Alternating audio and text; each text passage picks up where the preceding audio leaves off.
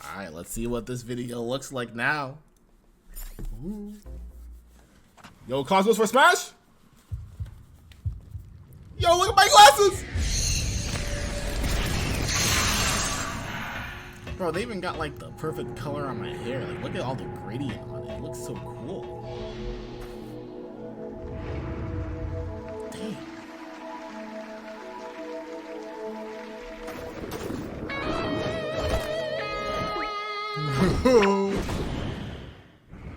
Yo, looks like an anime battle! Damn, bro, you can see like all the particles and everything. How did they do this? I'm about to ask them to teach me how to make animation. This is incredible. Jesus Christ. Why does Crest know how to use Hydro Pump? Your Crest is broken.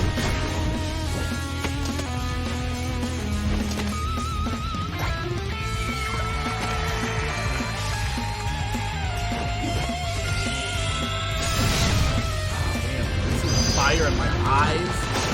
I'm like a mix of Pyrite and Mithril. It's insane.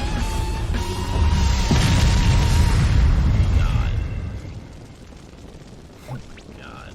Yo, you can see it like its vision like being warped and everything. How did they do this? This is incredible. Oh my god. Wow. Wow. Y'all are incredible. I can't believe y'all did this. Wow. Hey everyone, I'm Eric. I'm the lead animator and director at Beast Coast Animation, and today with me is... Hey guys, I'm Vash. I'm the animator and 3D generalist. Yo, what's up guys? It's Mally here, and I'm an animator at Beast Coast. Today, we're going to be taking a look at the Cosmos versus Crest animation we did. We're going to be looking at different parts of the pipeline and talking about our thought process through the overall progression of the project. Alright guys, so without further ado, let's talk about the concept phase. So, we had the idea, right, for this project. We wanted to do something with Cosmos. We wanted it to be like an action thing. Like, this was going to be like the first big project that we do, because we've been doing like Beast Coast stuff for a while, but I feel like the audience didn't really know that we exist until after we made this project, because this is like a, oh shit, like this is a whole ass animation instead of like, you know, just like things for ads and whatever. So we had like a lot to think about, like how are we gonna do it, since this is like our first 3D project as a team. There were a lot of things that were like, yeah, I'm not sure if we can do that, or just things like that in general. A lot of these little ideas were mostly just like to try to get some kind of concept down, and Mally did some of those kind of bigger, like, oh, it would be cool if we did this kind of shot, like where there's like water and this wave coming through and Cosmos is dodging. And then the beginning and the animatic stuff, that was more of Eddie's kind of like how he was laying it down. He would use some of Mally's ideas to lay something down for groundwork, where it's like, okay, this can work, let's keep that, and this doesn't really work, let's not keep that. When we first started with this project, we had like a rough idea of what we wanted, but when it comes to like these like sketches that we've done, it was just a lot of like, hey man, just do whatever you want and like just make sure it's cool. It doesn't really matter what the context is, like just do it. And then when we were studying the animatic stage, so like the part where we flesh out the story and the choreography, that's when it was like, okay, so what exactly are we doing and what stuff can we do? Yeah. There was a lot of things we wanted to keep, but we couldn't because we couldn't put the time to do, which kind of sucks whenever you're in this stage, because you have so many ideas and sometimes you just have to drop them. You can't keep them. You can't like be like, no, but this is my baby. Like, no, it's gonna either go through or not go through.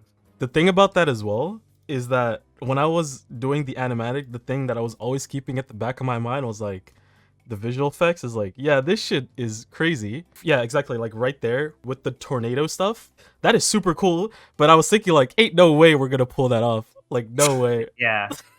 So I had to think of like what's possible and what's not. It's funny because I remember Mally specifically doing some of these shots and me being like, oh, no, we could do it, do it. And then Eric was like, nah, bro, Eric was definitely the one that was keeping our head in our shoulders because I would Yeah. always be like, "Oh, I could do it, I could do it." But truth be told, I maybe I could, maybe I couldn't. It was just kind of also the The time time constraint. constraint. Yeah. Yeah, yeah. So this is where the actual full storyboard starts coming into play, and we have everything planned out. Eric took care of all this. Yeah, so I went ahead and just got what everyone made, like for ideas and stuff, and I just made one story out of it, and I kept getting everyone's feedback on like, yo, you think this works? Is this okay? And that's kind of how we worked it out. With all of that out the window, like the ideas and the animatic, like we finally had like a picture, and now we had to actually do it. And we first started with Crest. Luckily for us, there was a model of them out there, but Mhm. we just didn't have a model that was suitable for this project. Yeah, the model was made by Paige. She did a great job with the model, by the way. The only thing I had to do was actually just go in and make it workable for our animation process. I had to fix, topology, make it so it works on the rig I'm gonna make, and go in and just update some of the textures so that it can be more high res. Especially when you're looking at it on Unreal, those textures really need to be noticeable. But here you can see that I actually went in and made my own skeleton rig because Paige did have a skeleton. It's just it wasn't suited for what we wanted to do. Had to go in there and make my own skeleton. It was for Blender, right? I believe it was originally made in Blender, but I think she made it for SFM, if I'm correct. I'm not sure. Mm.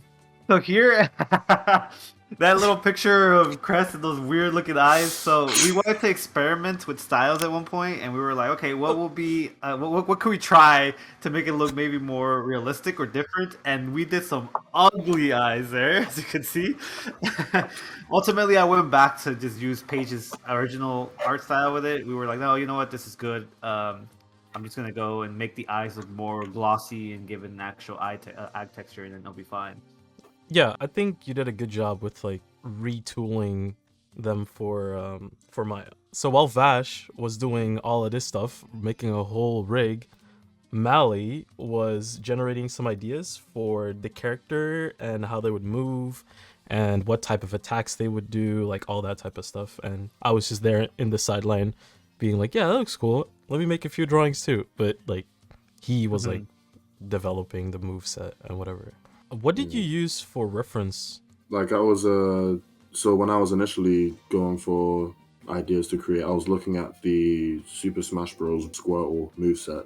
But then I remember Gabby coming into the call and being like, "Oh, he looks like a little salamander." So I was like, "Okay, cool. Let me go look up some salamander references and see what I can do to like try and fuse the two and come to a middle point."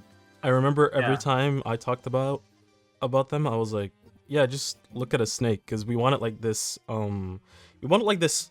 S shape, like slithering movement, to make it seem like he's like what is it called, like an amphibian? Is that what they call it? I'm not sure what the word is. I'm not smart enough. Yeah, I'm dumb as hell. Pretty much, it's like a creature with like scales, like a salamander or like a snake. Yeah. That type of animal. So something like that, like taking that into consideration for the animators, where it's like, oh, we want to animate him very S-like. He needs to be very like he's swimming through the air. We have to implement that into the rig. Like that has to be something the rig can do and do it properly, and that's something that was actually kind of hard with him to implement fully. At the end, we got a good enough feel with the rig to be able to do that, but taking all of their ideas and putting it into something that could be workable was honestly kind of hard for Crest. Crest's body is, is stubby, and he has like look at his leg. Like his legs are not long at all, and his head is very big with some pronounced shapes. So finding ways to make that rig usable to have the shapes that they wanted was honestly kind of difficult at first. Yeah. Once I started getting more into like, okay, you know what? I'm overthinking this. Let's just go with what we have and see what we can go with it. It started making it a little bit easier.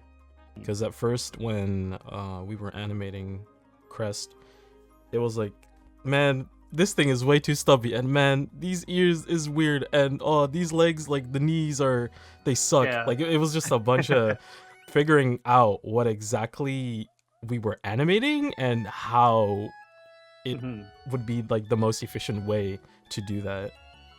We did a lot of cheating to get this Yeah. to work. So the first time, Vash had a version of their crest rig where it was like, hey, this animatable. I was like, okay, let me see how it like works. And I made this little animation test, and it's very unpolished because I just wanted to see like how does it work and does it do what we need it to do. Because in my head, I was picturing we definitely need a lot of squashing going on because he's supposed to be a fast character, and we wanted to have like that stretchy feel to him. So that was like the first thing I tested. I was like, how far can we stretch them out? And for the rest, it was just getting the physics down and the movement down and the attitude down. Mm-hmm. The good thing about this little test that Edic did also, it helped me realize things that needed to be fixed on the rig later on. Like a lot of these squashy limbs actually had a lot of problems working with them at first. The first time it was animated, Eddie would come into issues where he was like, "Hey man, I'm trying to move this controller and it's just not doing this, it's not doing that." So these tests helped out a lot on figuring out what needs to be fixed. A lot of iterations of Crest were made. Like I'm pretty sure I made like close to like 15 versions of his rig. Yeah, like after like you had a few versions out, I was like, okay, let me try and actually finish something, because this earlier test, it was just a test and I didn't really finish it. This, however, was a smaller shot as well, but I wanted to see the whole process of like, okay, I made the block out for this shot, and it looks good, but now I want to see how it will look like if I actually start splining it and refining everything on one frames. On the ears, it's only one controller right now. Yeah. The ears become way more eventually, as you can tell throughout the animation, they become more alive because of, we saw these tests and they were like, okay, we need to fix some of this stuff. The ears need more personality. He has big ears, they need to have that personality. So let's add more controllers into that. That was actually a good call, because I didn't realize until you actually put those controllers on the ears. I was like, oh, this is much better actually. Yeah. Like, yeah, at first I remember watching and one of the first few when we were doing blockouts the first time, I remember seeing the ears just be very floppy, like just like stiff floppy. Yeah. And I was just like, okay, we need to give some fluidity to these ears. But after all of that, when we were done with the crest rig, it was time to move on to our star, Cosmos. And that was kind of a challenge at first. There were a lot of open-ended questions, because Crest, we got lucky, we had a model, and it was just like, okay, rig it up and we're donezo. And just like get rid of all the kinks while rigging. Whereas with Cosmos, like, we had nothing. All we had was Cosmos as a character, go figure it out. And we just had to figure out how. This process was very interesting because at the same time, so pre-production had to be done relatively fast. And since I'm the only one working on the pre-production stage, I didn't have too much time, and we had to cut corners wherever needed. And there was a lot of corners that we needed to cut. My original plan was to model him from scratch. I was like, okay, you know what? I'm gonna model him from scratch. We'll make like a sculpt. We'll apologize, blah blah blah, all that, the whole process. But Edic was like, yeah, that's not gonna work out. We don't have time for that. We need to do something which is considered kit bashing kinda in the 3D world, where I make some stuff from scratch and then I use other stuff that we can use to make the character kinda. We have like a few references that we were working off of, like specifically the Mii fighters was one of the big references we used. This one was made by Gabby, right? Yeah. This was concept art. Gabby is one of our close friends, and she's just a really good artist. So we asked her, like, hey, can you help us make like a concept for how this dude is supposed to look? Because how he would look like a Mii fighter, yeah. So we wanted to stay in the Smash theme, right? Since Cosmos is a Smash player, we wanted everything to be kind of in that universe, even though that's not necessarily what the video is about. So the closest thing we were thinking of was a Mii fighter, because one, it's not something that is like on the nose that exists, and two, Mii fighters are so customizable, so it's not gonna be like, oh look, it's a Mii character. No, it's like, no, it's Cosmos. Yeah. So we asked Gabby, can you make concept art for that? And she shout out to Gabby. made this. And another reference we used was actually Lucas. Well, Ness and Lucas actually. Yeah. We liked that kind of like face that they had, where it was simple but still kind of Smash like. like the eyes very marble-ish and very small shaped head.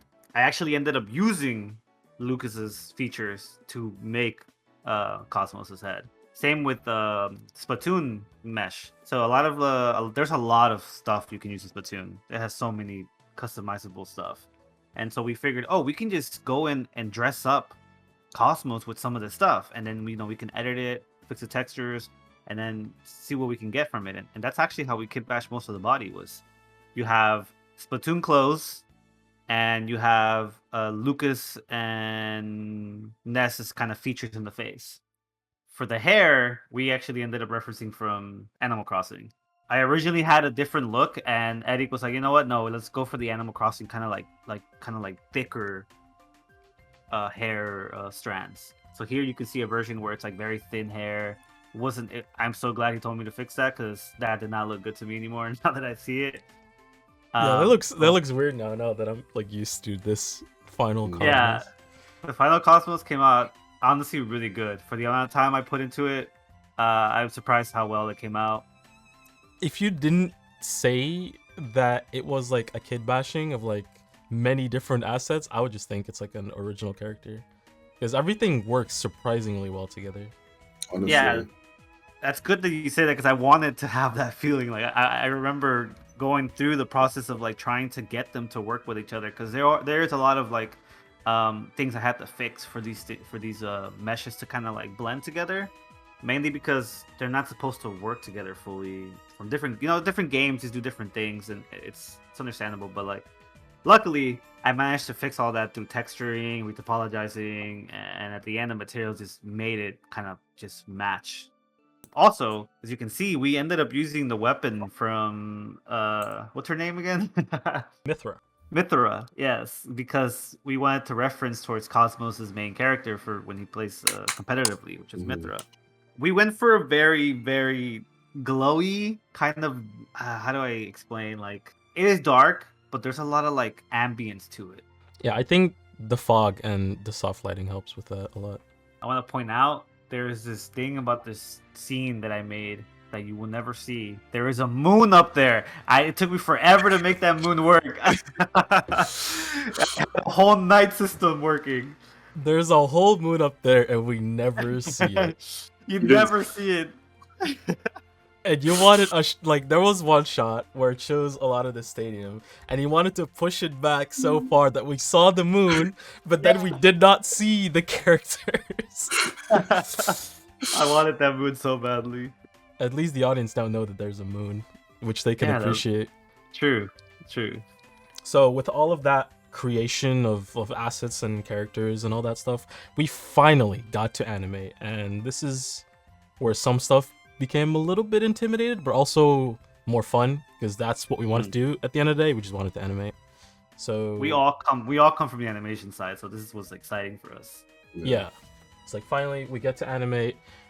The thing with that coming though is like we had the animatic shots, and that was it at that moment. And we were like, okay, how are we gonna do this actually? I can honestly say that I struggled the most when it came to animating. I mean, I did a couple of tests with the Crest rig before we got onto the actual project, and while Vash was gathering the assets and stuff, it was difficult to just try and get into the groove of things. It was really nice, like working alongside these two, because they were giving me notes on top of notes that were like not only helping me like with the production quality, but like it was helping me learn for the future as well. So everyone was getting notes, because we wanted this project to be as like clean as possible as we could within the time frame. Yeah, that's one thing we all agreed from the beginning, where it was like, okay, we're gonna shoot for quality. If it's short, that's fine, but let's make it at least the best we can. And it's easier to criticize someone else's work. So whenever you're looking at it for so long, you're working it for hours, you're kind of like, oh, I don't know what else needs to be fixed. Let me put this so we can, what can I fix? And then everyone else looked at it and they're like, okay, I see what you're missing. Let me tell you what you're missing. That being said, though, watching the animatic versus the extra animation is so fucking interesting to me, because you can tell where the ideas came from, but seeing it come to life just makes it so much more better. Like, it made me feel a lot less stressed. The anxiety was starting to come down. Just seeing those shots getting adding up. I was like, oh my god, this is it. This is happening. We're seeing the finish line. Yep. Oh yeah. And transferring it over to the full actual animation it's not easy, where it's like you have to actually go in there and start putting all the assets down and everything and having the camera work the way you want it to work. And luckily for us, actually, when Eddie was making all the shots for everyone, like the list, he was actually going in there also and making Maya files with some of the, like, he would put down the base stuff that was needed. So it's like, oh, we're working in Pokemon Stadium. Let's put the Pokemon Stadium in the map. We got Cosmos in there. Let's put Cosmos in there. And then the camera, I want it to be around this area with kind of this focal length. There you go. And that gave us the idea of being like, okay, we could start here, and now we just got to follow the animatic. Cool. At that point, we go as close as possible as we can while still, making the changes we need for it to be, good. I actually want to talk about specific shots. Yeah, And okay. the challenges of them. So we can start with Mali's shot, which I don't know what shot number it is. I think it was, what was it, like 27? Or is that Vash's? I don't know. Oh, that's mine. I'm Yeah. 18. I was excited to get this shot initially, actually, because I was like, oh, it's going to look good in my reel if this gets animated properly. Unfortunately, it had to get taken over. I was getting like crazy notes on this B. I thought I was going to be able to execute it nicely because it was just quick motion and everything, but there were so many things that I had to consider to the point where I was putting a keyframe on every frame instead of like putting it on twos and trying to like adjust the interpolation. I mean, I didn't mind it because I was like, learning at the same time, but Yeah. it was just this show is just way more difficult than I expected. I think you're like discrediting yourself like too much, because I Yeah. actually think this shot is like really good. It was Yeah. just like that one little like crest thing, like that little like him getting hit, which was the struggle. But I think besides that, like this shot is cool as hell. Yeah, this shot's cool. And also, Eddie did take over the shot at the end, but he only he did like he did some minor fixes. Yeah, I only did like minor fixes. I just made sure that arcs are arcing and that like every limb kind of is following a certain like path. Because before, the thing that I noticed was that you weren't really sure like how far he should move and how much of his body should move. Like it is kind of, like I had the same thing with my shot that I'll talk about later, is like the slow motion stuff, right? Like slow motion in phase value, you're like, oh yeah, you just make it move slow. It's like, no, it has to move. It has to like you kind of have to think about how it would move real time and then slow that down. But then you also have to animate all the interpolations in between that slow time. It's not like you set a key here, you set a key here, and you stretch the keys out. It's like, no, you set a key here, you set a key here, and then you break that down like in a very slow time frame. And that I would say that is pretty hard to do. So I didn't even feel any certain type of way that you were struggling, because I was like, yeah, this is kind of tough. It can be tough. Slow motion can sometimes feel floaty, and it's like Eddie said, it's because you're not doing those interpolation correctly, like it would look like when it's slow mode. It's a cool shot, man. Yeah, it came out really good. For 94 versions, it came out really good. And sometimes it just takes 94 versions, man. As long as the end result looks good. Yeah. My shot was kind of fun, actually. I like my shot. I liked all my shots, but this one specifically took me the longest. This was probably one of the only shots that took me more than 4 days to do. Most of my other shots I did like in 3 to 4 days. But this one took me like, I know it was maybe close to 2 weeks. It was like more than a week for sure. But the idea at first I wanted to go for was I wanted to give it like a really strong impact, like he's rolling, like he's getting shot and then rolling through the ground, kind of like anime-ish, where the camera follows him in the ground too, and it has that close-up of like him stumbling through, and it kind of gives it a chaotic feel to it. I couldn't get that at first. There's a version where like at the beginning too, I even had the camera rotating around him, like it was following him. Like here you can see it was kind of following him. There's a version in here missing where it actually does go all the way around him, and it leads from the other side. And Eddie came to me, he was like, hey, this is way too chaotic. Like it's supposed to be chaotic, but you're overly chaotic it. It's just too confusing. I don't know what's going on anymore. I think that was the main challenge of this shot. Yeah, it was. Getting it to look like a strong hit while not overly doing it was definitely difficult for me at first. Also, we wanted to have a very like kind of like the angle of the camera is being like kind of like just pushed back as he's flying backwards too, to give it kind of like a feeling of like he's flying back, like he's being sent back. Another struggle about a lot of these shots actually is something you can't tell is the map isn't huge.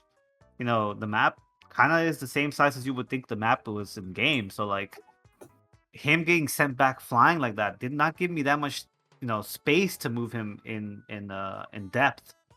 I had to cheat it, where eventually like there's some parts of that shot where he's actually moving in place, where he's like standing in place, he's barely even moving backwards. But because of the way I animated the camera and because of the way I animated everything else, it makes us, it gives him that feeling of like, oh, he's flying back right now. It was definitely a difficult shot to end up like to finish. Even at the end when I was done, I was kind of like, I can make this better. Like, if I start over, I can do a better job with this. But I couldn't. There was periods where I really wanted to start over, but Eric was like, no, you have the idea down, just fix it. I think it turned out great. Yeah. The nice thing about it is I think it's readable as well. That was my only concern. It wasn't even like, oh, can you make this shot? It was more like, can we make it readable? Because at first it was like, oh, the camera's going in, the camera's going out, oh, the camera's turning around, and it was like the camera's going crazy. Which the reason for that also being is the fact that the stage is so small, like you said. We had to play with like the vocal length and like how the camera does like a shake when the water ball actually hits. Like all that stuff in like such a tiny time frame with a small stage, that's tough. So I only have the blocking part of the shot because I think that is the most it's the most interesting part. After I had my core idea of the blocking, it wasn't like that much of a hassle to do the splining. It was just, just a lot of time because it was a long shot. It might have been the longest shot in the whole animation, I'm not sure. But yeah, when I was actually making the animatic shot for this specific shot, I was like, yo, this is sick. I hope I'm gonna be able to do it. Because that was kind of the vibe. Is like, oh, this shot is kind of intimidating, especially with what Vash mentioned earlier. This stage is pretty small. If you look through like all the versions that I've made here, at first I was fighting the camera because I didn't know exactly how I wanted that the camera to loop around it. And if you look at the animatic, you see none of that is going on. And why not? It's because when I was doing the animatic for this whole animation, I wasn't thinking about like what hand the sword should be in. And it turns out like when we were starting to animate, that was the question like, hey, what hand are we doing? And I was like, yeah, let's just do left. And when I came back to the shot, I was like, oops, he's holding it in right. Oh shit. How am I gonna do this? Especially with like a shot that is this dynamic, I really had to think about what to do. If we look at like these early blocking stages, I am thinking about like poses that he can do to then end up being in the last pose. So what I ended up doing was going very slowly, just making a couple of poses and then doing the camera, because the camera was going to drive all the action anyway. So if that turn could be nice, like the camera turn could be nice, then I could finagle a way for this shot to work posing wise for the character. So a lot of versions, just like Mally, I think I had like 80 or 90 versions of this shot as well. It was just all these small little things. It's like, oh no, this is not good. Oh, the swing of the camera doesn't feel good. I never really struggled with the posing of the character, but I did have like a few doubts where it's like, I don't know if this is dynamic enough. So that's when I started playing with like scale. Like the moment the shoe is in the camera's face, the shoe is actually a larger scale. And to make it feel a little bit dynamic, I also decreased the shoe size of the other foot as well in that particular moment. Like stuff like that is what I was playing around with. Like I really wanted this to kind of feel stretched out with like a low vocal length or like a high vocal length and stuff like that.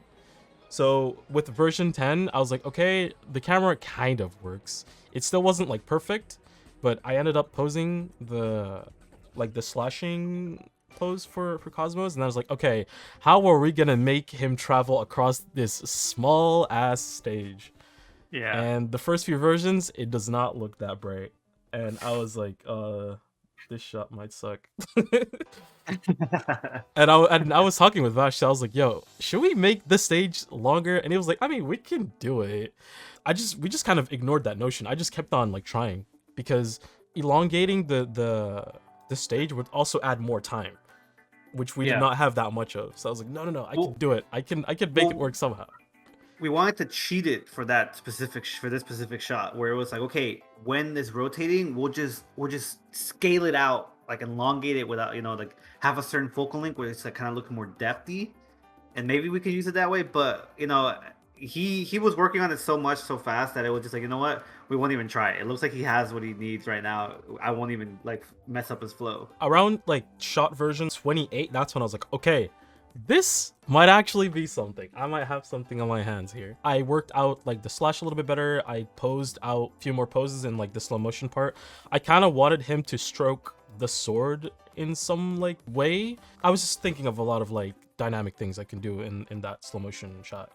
And after me doing all of that, and after fighting the camera for so long, I found a nice balance between like the focal length, like how far it punches back and then comes back in, and then also the perspective of the shot when it's fully zoomed in. So that was looking good, and I was like, okay, all I have to do is polish. And then that was the rest of all the versions, was just me polishing at shot version like 38. That's when I was like, okay, this actually looks good.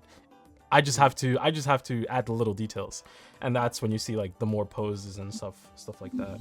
The cool thing about the idea you went for there with like the foot like scaling bigger as it got closer to the camera is that in Unreal, whenever you guys see the final version, it gives it a real sense of depth because of the depth of field now. Like now it really looks like the sword and the leg are coming forward, like he's dragging it, like for it just you can feel it now because of the depth of field, and because he actually did that in his blocking stage, it helped out with the final shot.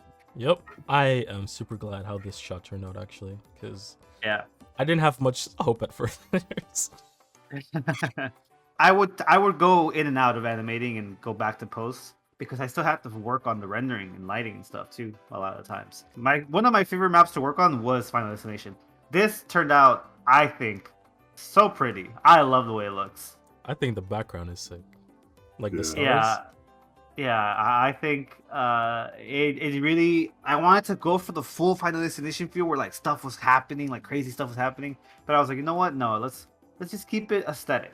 Comparing it from the Maya to the Unreal version is just so funny to me. Yeah, it's just a rock in Maya. Yeah, it's just a rock. The Pokemon Stadium map was a map that took me longer, because this is the one we had to actually, this is where all the meat and potatoes was at. This map had to look good. Getting the lighting to look good, we were going to work on a nighttime scene too, so like we had to do certain things with the lights to make it look good. And then Eddie comes out, he's like, hey yo, you know what, let's add some fog in there. And I couldn't just add regular volumetric fog from like Unreal. Like I had to go in there and like make a Niagara system, so this fog look like it's thick and rolling through. It's kind of like, it has like a dry ice feel to it. Another fun thing about the map too was there is a lot of audience here. It's like, oh, what are we gonna do? Are we gonna go in there and animate characters in the audience and just distribute them out? And it was just like, you know what, let's use the actual audience from in game. They have like an audience that's like a sequence of just like these character like flip book, these characters kind of like cheering, and we're just like, you know what, we can cheat it. We'll use that for the faraway shots, and when we need some close-up shots of some audience, we'll just use a couple of me's. Yep, I think that turned out way better than I thought, because at first I was like, this is gonna feel weird that you're looking at this audience and they kind of look humanoid, and then when there's close-up shots, you see like me's standing next to humanoid characters.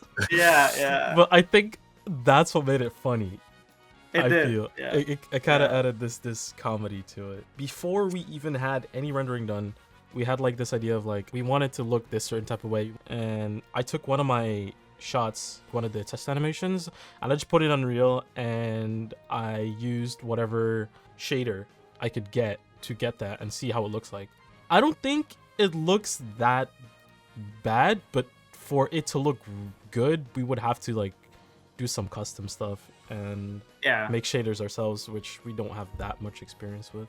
Yeah, when I originally got this test, I kind of had an idea of what he wanted to go for, and if we put more time into it, we could have definitely got it. We could have gotten it where we wanted it to be. It's just that, like Eric said, we didn't have the time to get too far into tests, and we already had an idea of like, oh well, we can't do this. We can just go for the regular render, where or we don't have to go stylized. We can just go this way. Unreal already looks beautiful. If we just play with it, we'll do fine.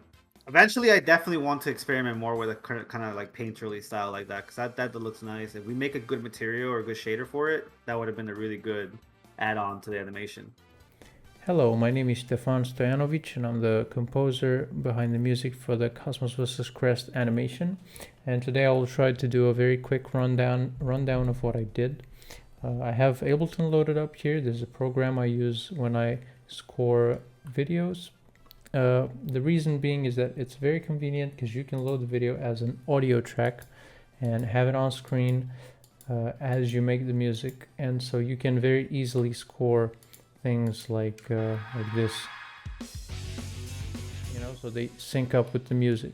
An earlier version of the animation that I had here, I'm going to close it now so you can see the project more clearly. The idea for the music here was to keep it as simple as possible. The reason being is that there's already a lot of information being taken in by the viewer in terms of this fight script and the effects and everything that is happening visually on screen. So the music was not supposed to be something that would pop out, because then it would become too confusing. So I tried to keep it as simple as possible. I found one musical idea that I liked and I thought it was fitting, which was this one.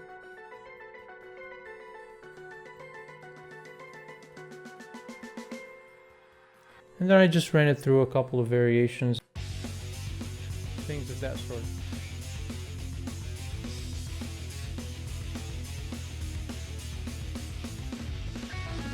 As you can see, I have some categories with electric guitars here and a bass, and I use contact libraries for those because I'm not a guitarist, so I can't record them live, unfortunately. So as you can see, the project is not that full. I don't have that many tracks loaded in here. One other thing I could talk about is the fact that sometimes in order to sync up the music with the video, I had to cut down some measures. So I had some measures that were in odd time signatures in reality. But a neat little trick that I use in Ableton is basically keep the time signature at 1/4 always. And I keep track of the time signature changes in my head. So I don't have to actually change the time signature every time that it changes and have it, it's a little bit bothersome. It's a little bit too complicated. I just have it in 1/4 so I could have the metronome, and then I make the changes myself. I'm not sure if that was very clear of an explanation. I can show you what I mean. The moments like this one here.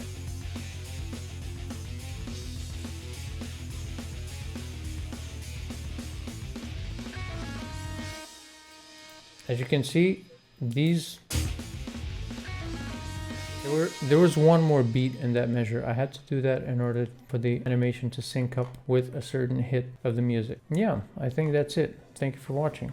Unfortunately, we couldn't get our VFX artist on to talk about his process. He did, however, send us some progression footage of him working on the visual effects, so we can take a look at that. So originally, we were actually going to do 2D effects. We were going to get the renders out, and then we were going to actually draw over them. Kind of like how like Riot does most of their 2D effects, actually. However, by the time we were actually getting to the visual effects portion, we were running out of time. Like the deadline was really creeping up on us. So we decided ultimately to kind of scrap the idea of doing the 2D effects. Even though it would have looked really amazing, we actually ended up hitting someone called VJ. We asked him if he can do the 3D visual effects in Unreal, and he was down for it, which is great because he did an amazing job. Those effects looked really fucking good. I don't know if I'm allowed to cuss, and I just realized that. That's alright, we did plenty. But there you go. Yeah, if we would have done it in 2D, like, it would have added like at least another 2 months, I think, for all those shots. It Or would well, definitely, or well, at least 1 month. But just we're not like VFX artists either, so it would have taken a while. But yeah, go follow him on social media, please. He did really good. yeah, for real. He's amazing. All right, everyone. This is the end of the behind the scenes video. We hope that this was interesting to you in any way, shape, or form. This wasn't really supposed to be an educational type of deal. It was just, you know, us showing our stuff off and what we do. Let us know if you want to see more stuff like this in the future. And let us know what you think of the final animation. Peace out. Peace. Peace out. Peace out.